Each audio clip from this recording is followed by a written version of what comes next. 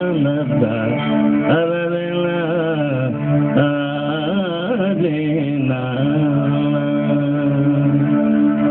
பேர் என்ன தெரியுங்களா? கீழே நோண்டுறதுன்னு அர்த்தம். கீழே தான் நோண்டிட்டு இருப்பான். என்னுடைய ஆண்மை மகன், ஆண்மை உள்ள தமிழன் சிதம்பரம் ஜெயராமன் காந்தாரம் என்று சொல்லக்கூடிய உச்சஸ்தாயிலே பாடுவார். கே.பி. சுந்தரம்மாள், மதுரை சோமு, சீர்காழி கோவிந்தராஜன் போன்ற பெருமக்கள் எல்லாம் அப்படி ஒரு ஆண்மையோடு உச்சஸ்தாயிலே பாடுவார்கள். கீழே நோண்டிட்டு இருப்பான். பாப்பா எங்கேயாச்சும் பார்த்தீங்களா? தவுள் வாசிக்க பார்த்துருக்கீங்களா? வாசிக்க மாட்டான். அது ரொம்ப கனமானது. அந்த கழுத்துல தூக்கி போட்டுக்கிட்டு இந்த சங்கரன் கோயில் ஆடி தவசு விழாவில் கோபுரம் சுற்றி வீதி வீதியாக வரும்போது அதை சுமந்துக்கிட்டு வாசிக்கவே மாட்டான். ஏன்னா அது கணம். நாதஸ்வரம் வாசிக்க பார்த்துருக்கீங்களா? பார்ப்பான், வாசிக்கவே மாட்டான். ஏன்னா அதுக்கு தம்மு வேணும். அதை ஊதுறதுக்குன்னு தனி தம்மு வேணும். ஆனால் தமிழன் தான் அதை வாசிக்கிறான், தமிழன் தான் அதை கற்றுக்கிறான். இவன் புல்லாங்குழல் வாசிப்பான். தக்க மாதிரி இருக்கும், நீட்டமாக பார்த்துருக்கீங்களா? புல்லாங்குழல் நீட்டமாக இருக்கும். கிருஷ்ண பரமாத்மா கையில் வச்சுட்டு இருக்காரு இல்லையா? அதான் புல்லாங்குழல்.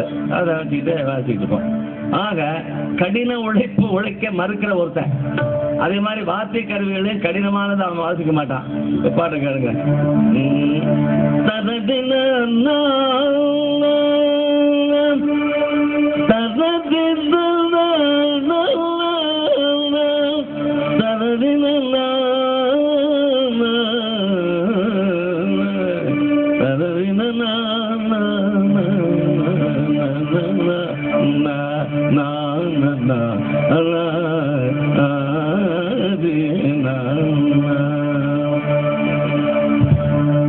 தலைவாரி பூச்சோடி உன்னை, தலைவாரி பூச்சோடி உன்னை பாடசாலைக்கு போவென்று சொன்னாள் உன் அன்னை. தலைவாரி பூச்சோடி உன்னை அன்னை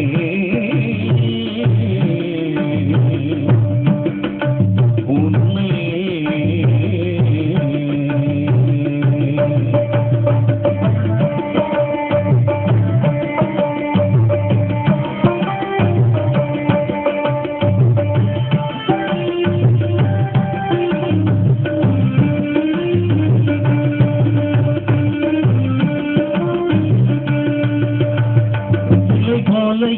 எனக்கு நின்றாய், இலை போல எனக்கு நின்றாய், இலை போல எனக்கு நின்றாய். தலைவாரி பூச்சோடி உன்னை பாடசாலைக்கு போவென்று சொன்னாள் உன் அன்னை.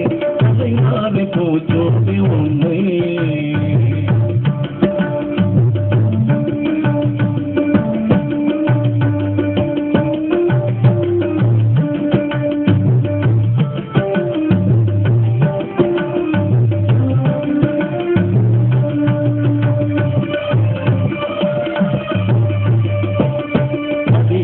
பெண்ணாயிருந்தா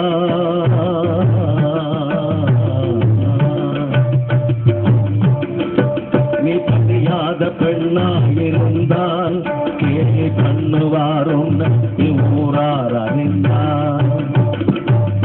தலைவாழை அல்லவா கல்வி,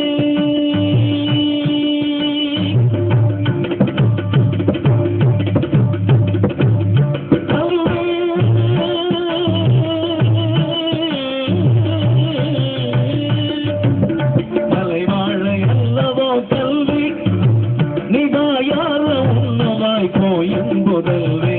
தலைவாரி பூச்சோடி உன்னை பாடசாலைக்கு போவென்று சொன்னாள் உன் அன்னை. தலைவாரி பூச்சோடி உன்னை அன்னை